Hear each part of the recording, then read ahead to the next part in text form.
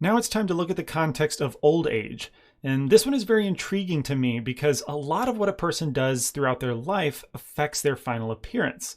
In other words, narrative becomes very important as anatomy knowledge. Questions like, did this person smoke? Did they spend a lot of time in the sun? Did they experience a lot of anger or pain? Did they laugh a lot? All of these factors are outside anatomy, but still play a significant role in how a person's face ages. It's not just poetic to suggest that a person's life story is written on their face, it's scientific to a degree.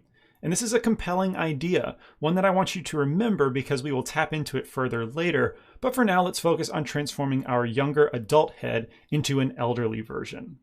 Here I've turned off all of our shape keys, so we're looking at the default younger masculine head around the age of 20 to 30. And we're going to transform him into the 70 to 80 year range. However, you'll remember that we use the decimate modifier to optimize our mesh down to a level of about 100,000 polygons. And that has worked fine for all of our context morphs up until this point, but with elderly faces, wrinkles play a prominent role, and this is not enough geometry to achieve those wrinkle details. And so I need to increase the polygon count of our model, which is simple enough to do with a subdivision surface modifier. And it doesn't matter that it's triangulated, messy geometry, it's going to be fine for our purposes. However, this is going to take between 15 and 20 seconds to apply, at least on my machine, and it's a fairly high-end machine. So we're going to run into some laggy issues with this setup that I want to remedy before it becomes a frustration. Of course, I'm jumping forward with the magic of video editing, but if we switch over to our shape keys and start turning things on, you'll see that the system is pretty laggy. You know, that was like 5 to 6 seconds just to turn on a shape key. Also, it's not good enough to have the extra geometry in a modifier. Remember, that's only modifying the lower res base that we've been working on, so I actually need to apply this modifier. However, we'll get an error that we cannot apply a modifier with shape keys. And for the sake of this video and being efficient, I'm going to remove all our other shape keys. And if you're thinking, oh no, what a shame, you know, we won't be able to change between all of those at once, I will show you at the end of the video how you can maintain all of these shapes with the higher res version. But for now, I just think it's a distraction. So I'm going to one by one remove these shape keys till I'm left with nothing. And you can see that this is taking between 4 and 5 seconds to remove each one. That's the kind of lag that can be frustrating in a workflow. So I want to get rid of this and optimize it. And now with those gone, I can apply our subdivision. Keep in mind, it's only one level, the viewport being at 1. We don't need any more than that for this particular demonstration. But now our face's base mesh is up to 300,000 polygons. And so we can add a new shape key and call it elderly. Set that value up to 1.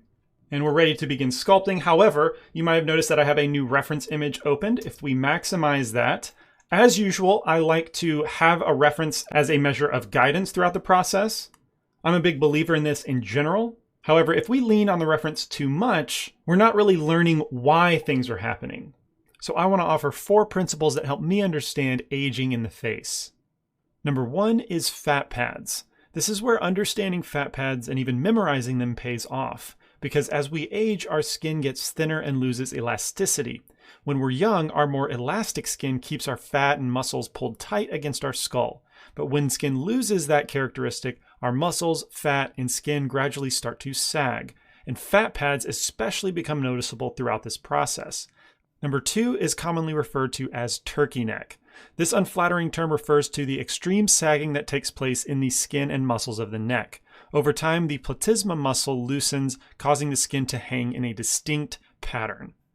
Number 3 is a simple one, enlarged nose and ears. Primary human growth ends in the early 20s. However, our noses and ears continue enlarging throughout our lives. Why, you might ask? Well, it has something to do with cartilage enlarging as it decays. All that really matters as artists is that we need to enlarge noses and ears to achieve an old age appearance. Number 4, again, is narrative. This is especially important when it comes to wrinkles, which are determined by situations, habits, personality. Things like if a person squinted a lot over their lifetime, they get crow's feet. If a person laughed and smiled a lot, they get cheek wrinkles.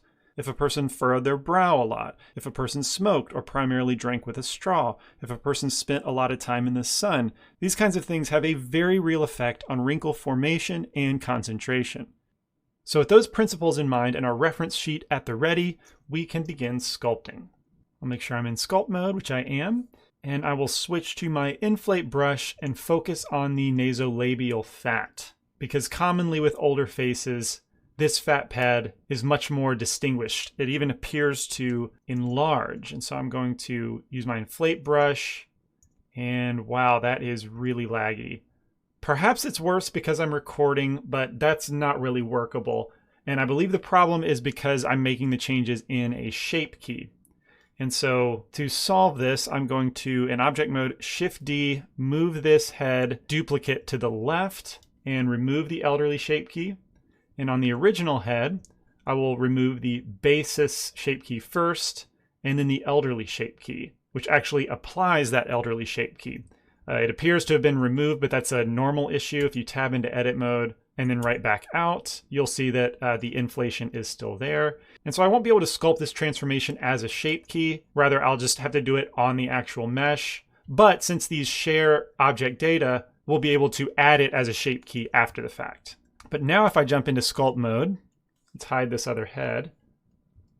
The sculpting should be much more improved. Yeah, this is real time again.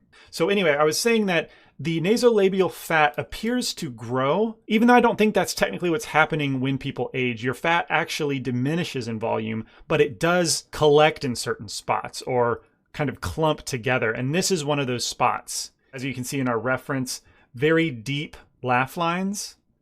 So with my crease brush, going back and forth between plumping up that fat pad and cutting in the crease more. Also, we're trying to make them sag. That's a common theme. So I'm going to pull it down as well. Kind of give it this S curve. And then typically they also kind of droop closer to the corner of the mouth. Kind of swing down. And then the marionette line also tends to generate a deep crease as well. And then this fat pad continues all the way down into the jawline where the turkey neck comes into play. And the way that I like to approach this is with the clay strips brush. All right, so I'm going to start on the outside of the Adam's apple and start to bulk up a ridge and then connect it all the way down into the sternal head of the sternocleidomastoid. Okay, we're going to bulk this up significantly. We're going to lose all of the Adam's apple detail. And once we bulk this up into a significant ridge, I will simply smooth it out on both sides. All right, that's going to leave a ridge in the center. Let's find a good reference for a turkey neck. It's very common to see two ridges on the outside and then one in the middle of this kind of hanging skin. So that's what I'm after right now. And it will sort of connect with these sagging fat pads in the face. All right, so we've got that started, at least the outside ridges. But I'm going to use my inflate brush and make that a little bit more distinct. And some people have more prominent turkey necks than others. This makes me think of my mom, who ever since I was a kid always did these funny neck exercises where she would like bob her head back and like tighten her neck. But she doesn't have a turkey neck, so I'm pretty sure most people don't go through that regimen. But there are varying degrees. Some necks hang really low and some are a little more slight. Let's see, I'm gonna grab my clay strips again and also make a third ridge in the center. Smooth that out. There we go, that's a good start. And this kind of geometry actually works to our favor and kind of creates a believable wrinkle. So that's a happy little accident. Also, the sternocleidomastoid definition is far less. We don't see that nearly as prominent, but the wrinkles and sagging skin is going to take over. The other ridge that I like to make is connecting kind of the back of the jaw along the angle of the sternocleidomastoid. So something like this. Again, same process, building it up first and then smoothing it down. Okay. This takes a big leap forward into old age. And again, I want to kind of connect the sagging fat pads. Let's see, I can't remember what this one is called. Let's switch over to my anatomical head. When I'm talking about fat pads, I mean everything on the fat pad layer.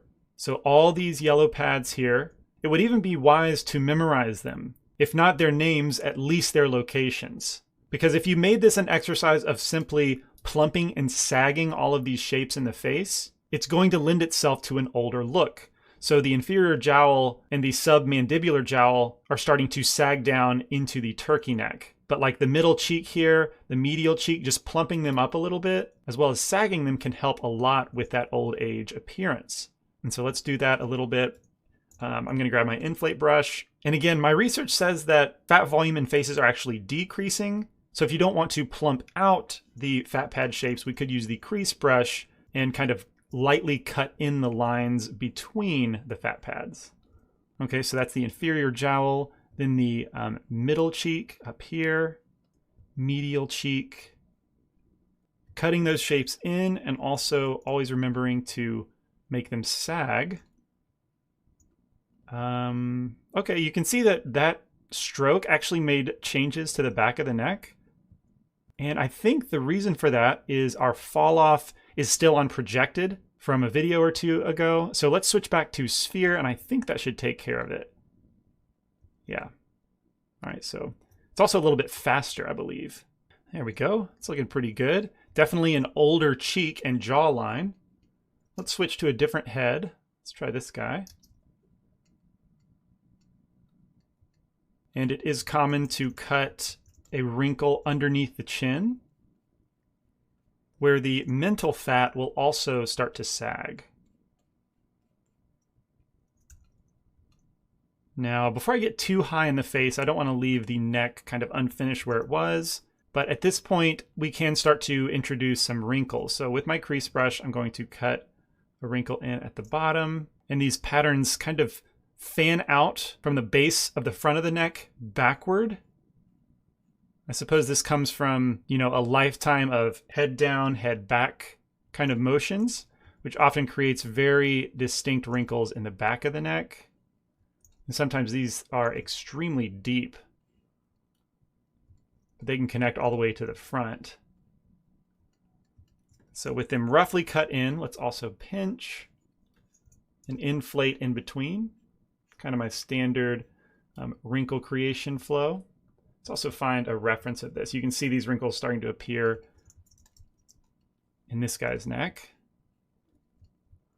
And then continuing into the jawline, some more horizontal wrinkles. Now note, I'm not going super detailed with the wrinkles. I'm just primarily implying them, because to sculpt the wrinkles exactly how we see in the reference crosses into the next echelon of detail sculpting. So I'm not trying to do that, but just give you the impression that they're there. And then towards the back of the jaw, you usually see pretty distinct wrinkles kind of cut down from the tragus of the ear, also where the lobe connects, kind of downward. Definitely giving it a sagging kind of look, almost like draped fabric. There we go. It's feeling significantly older. That's a pretty good spot for the neck. I think the jugular notch is a little bit too deep. That definition tends to go away. Let's find a better example of this. Like in this lady, the jugular notch completely disappears. There's a little bit left over for this lady who doesn't have that much of a turkey neck. But I'll fill in a little bit of that jugular notch with the fill brush.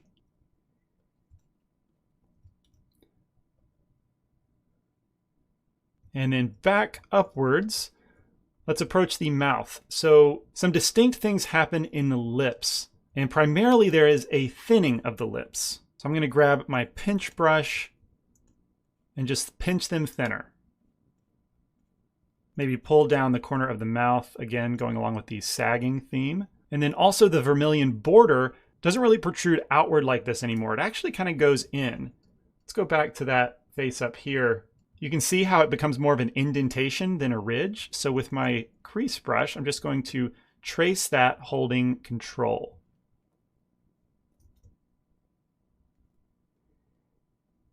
There we go. That's already feeling much older. And maybe smooth them out. The peaks of the vermilion border into the philtrum are not really that prominent anymore. Also, the philtrum itself sort of fills in. So let's either use the fill brush or the inflate brush, smooth out those ridges. And then we can ask ourselves a narrative question. Was this person a smoker or did they use a lot of straws, right? That motion of puckering the lips, maybe they kiss a lot. But whatever would cause that puckering motion over a lifetime is going to create these kinds of wrinkles. And so if we stick with our crease brush and lightly hold Control and draw these vertical lines downward into the lips. I don't want to make these too prominent. I want to keep them fairly light. And then go back over them with the pinch brush. Maybe make one of them a little bit deeper. I don't know if I like that. Some people do have extremely deep wrinkles like this. I think I have a picture. Well, this woman seems to have these very deep indentations. Maybe that's the one I was thinking of. This woman too has some pretty strong ones. But in general, we can apply that and add a little bit of narrative to this person. Same thing on the bottom.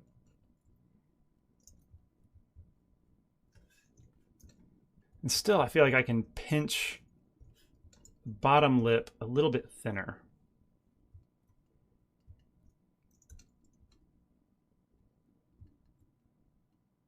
There we go. And continuing the move upward, we're into the nose area, which is a fairly simple process of enlarging the nose. I'm going to pull it out wider. I'm going to pull it down a little bit with weight. And same thing on the front. We're going to give it a more bulbous end. And they often do end up drooping downward. And maybe that's a little bit too plump on the end. I think that looks pretty good. Let's take a look at our reference, see if there's a good nose example. These two guys are great, very enlarged and dipping down nose. All right, so let's bring down the columella as well. And get that nice strong crease at the base. And in a way, it kind of becomes almost like a caricature of a young nose. So like if you had creases from the alar cartilage in the nose, that would become a little more distinct.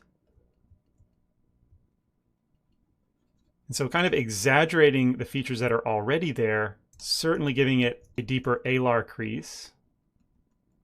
All right, so deepening it first and then inflating it.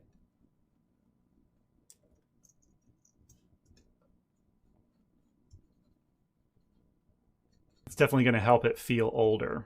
And then while I'm thinking of simple enlargement, we can go over to the ears and definitely enlarge the lobes, pull it all down a bit, inflate it. And you can, once again, kind of exaggerate the features that are already there, deepen the existing creases, plump out the space in between creases. Maybe spread out the top as well. Just kind of fan it out a little bit. There we go. Enlarged nose, enlarged ears. Check that one off the list. And then moving into the ocular region, I'm going to inflate the inferior orbital fat. Okay, so this is what's going to create the bags under the eyes, which is a common feature when it comes to old age. Something that people often want to avoid if they can, but also just the sign of someone getting older. All right, so if we plump that out, maybe plump the lower eyelid out as well. And in the same kind of idea where we exaggerate the existing features just slightly, so like deepen creases, inflate the space around. Also, the superior orbital fat can increase in size. So I'm going to repeat this technique from earlier in the course. Shift A to expand a mask by topology and pull it out, because you can see that it's stopping before we get to the upper eyelid, thanks to the way we sculpted that geometry. And so with that mask, I can plump and sag the superior orbital fat. Right, and that's going to give it more of an old person look. I think I've done that enough to clear the mask, Alt-M, and continue that as well on the outside. Maybe use the clay strips brush to plump this out. The reason I like this brush is it leaves a hard edge, which can segue very easily into a wrinkle. All right, so I'm going to start the crow's feet wrinkles this way. All right, back to the crease brush. So we've got one crow's feet wrinkle starting the process. Let's just take a look at some reference like this. And I guess switch over to the other side if we want it to be a little more comparable. All right, we're going to connect into the inferior orbital fat. Kind of bring it full circle. And then start cutting in the extra wrinkles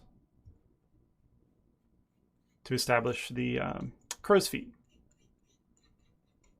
All right, so if I haven't explained it yet, my wrinkle process is to start with a crease, as you might guess, but then I like to pinch and then inflate.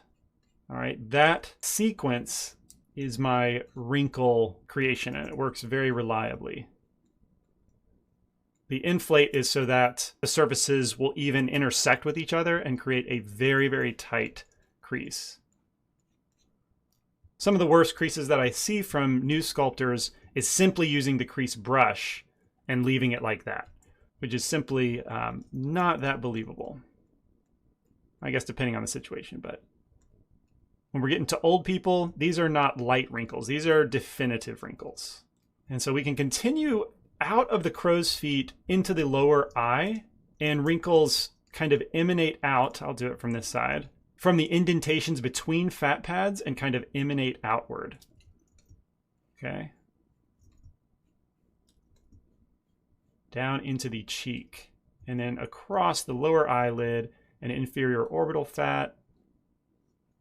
Let's go back across. These are heavily implied, remember. I don't have enough geometry to achieve this kind of detail. That comes in the final detailing phase, but it's enough to imply those wrinkles. And that's all we really need to establish that old appearance. And if we keep that in mind, you know, there is some room to exaggerate wrinkles in the laugh line and out of the marionette line as well. Some people have these really, really distinct wrinkles that are a lot of fun to sculpt. Whereas you don't get nearly this much wrinkle play when it comes to younger faces. As a sculptor, this old age tends to be more fun to create, in my opinion. Yeah, I need to pinch this a little tighter. This is exactly the example I just used where I didn't finish the sequence. I just went crease brush and then walked away, and it was not nearly enough. So with something deep like this, we need to cut the crease, pinch it, and then inflate. And when you see that artifact happen, that's because the surfaces are intersecting, and that's okay. Just a light smooth brush to get rid of that. And now it's a much, much tighter crease.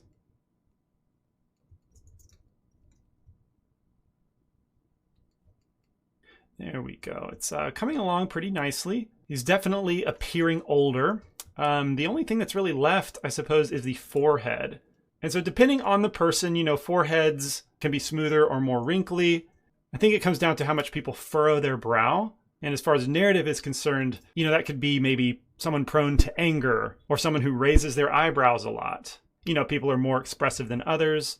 And doing these kind of behaviors over a lifetime, this guy kind of looks sad, like he's seen a lot of pain or frustration in his lifetime. But that's the kind of narrative element that we can employ into our sculpture. So without any of that, it looks unnaturally smooth and non-emotive for such a long life. So let's increase the wrinkles.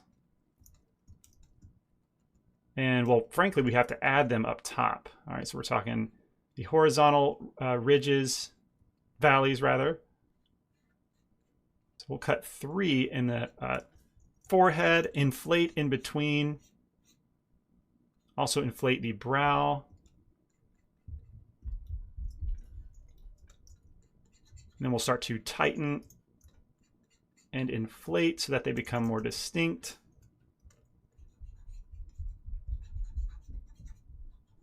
And then also there are vertical wrinkles that happen. If you leave them just horizontal, you miss out on some important shapes. So I'm going to cut kind of diagonally. And that's going to create this wonderful cross pattern that I also need to pinch.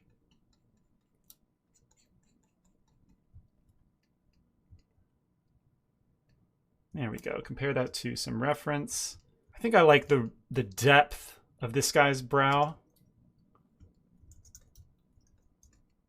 Mine's a little too far apart and not defined quite as much.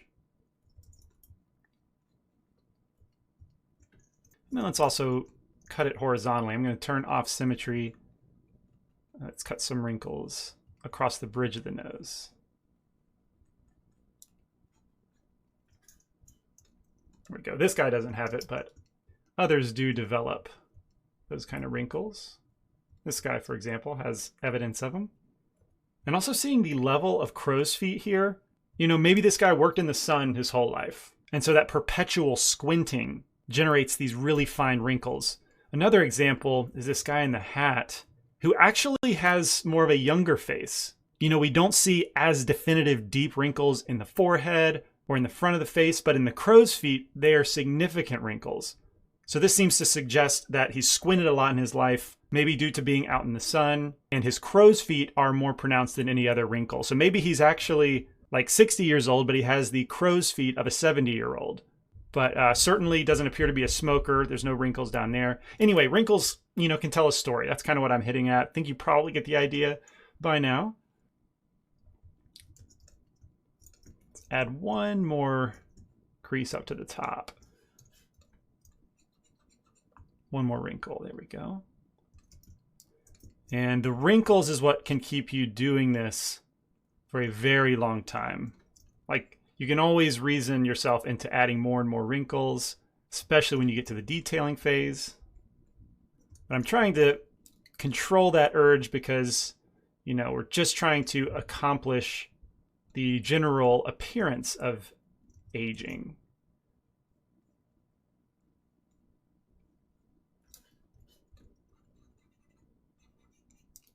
And I think by this point we have accomplished that. Let's go ahead and connect this back up to our younger default head. So I need to reveal that head, select our old head first, shift select our young head, and we can click the down arrow in the shape key section, join as shapes. And now when I increase that new shape key, we get the transformation into old age. So let's get rid of the original head, move this one back to the center, Alt-G, and then in the mirror modifier of our eyes, select that new head. There we go. So now we're set up for our transformation to happen. And let's set it to about 0.5. And to me, that kind of looks mid-50s into the 60s age. If we go to 0.3, maybe this is 40, but all the way up at 1, you know, 80 years old kind of range. All right, so I hope that you understand the principles of aging the face and how to apply it to your own sculpture. That's going to be all for this lesson. Oh, I do need to show you quickly how to up-res all of your other shape keys in case you want to keep them all collected in one shape key library like we had up until this lesson. So stick around for that if you want to see it. Otherwise, I'll see you in the next lesson. So we're back to the version of this file that we started the video with, where we still had all of our shape keys intact from previous lessons. And what I wanted to show you is how we can propagate that subdivision through each of our shape keys so that we can then add our elderly shape key to the collection. And the way we'll do this is first by duplicating our head, one separate object for every shape key. Okay, so Shift D, move over in X. That's for the woman shape key, and then 3 more left. So Shift R 3 times. And then for every shape key, I will rename the object to the corresponding shape key and enable that shape key. So I'm going to enable weight and call it weight. Go to the next one, enable lean, call it lean. Same for the child and woman. Then I need to delete all other shape keys from each object. And this part is pretty tedious and annoying. While there is a delete all shape key option, it tends to snap back to the default head. And I can't figure out how to delete all of them while leaving the only active shape key on. So we're left doing it one by one.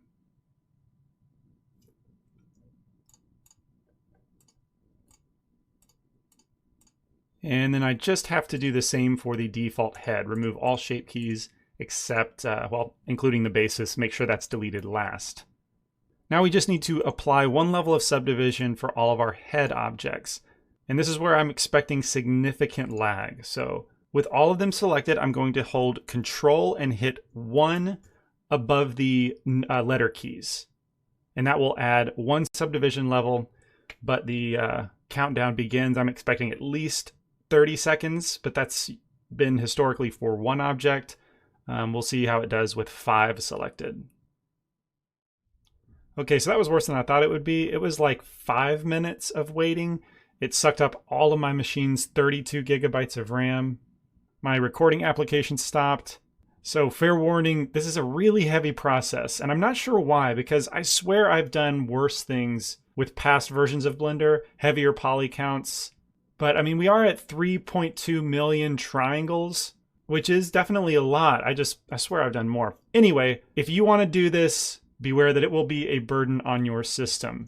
But now that we've got the subdivision surface modifier, I need to apply all of that. So I'm expecting a similar level of machine slowdown, but in the object menu, with all of our heads selected, go to Convert Mesh. And I will see you on the other side. Okay, so that actually wasn't bad. That was only like 20 seconds of waiting. And essentially what we've done is just baked the shape key into each object and up-resed it 1 subdivision level. And since we did that to all of our heads, we can simply add these shape key heads back into the original as a subdivided version of those shape keys. So with the original as the active object, let's go down to shape keys, choose the down arrow and join as shapes. Okay, this takes the object name, which is why we renamed every object. And so now we're right back to having all of our shape keys up-resed in our original head. I can delete the others. And then I will save this scene, then open our elderly sculpted version. Select that head, hit Control C to copy it, jump back over to that previous head, Control V to paste it. And same process, I can add this as a shape key. Join as shape keys. There we go. The object was named wrong, so we'll call this elderly. And now we've got all of our shape keys back in one library. That's not necessary to do, but since you spend all this time sculpting these various contexts, it is kind of nice to morph in between them. But maybe now you can tell why that convoluted process I saved for later and didn't put it at the beginning of the video. But anyway, that's all for the optional step. I'll see you in the next lesson.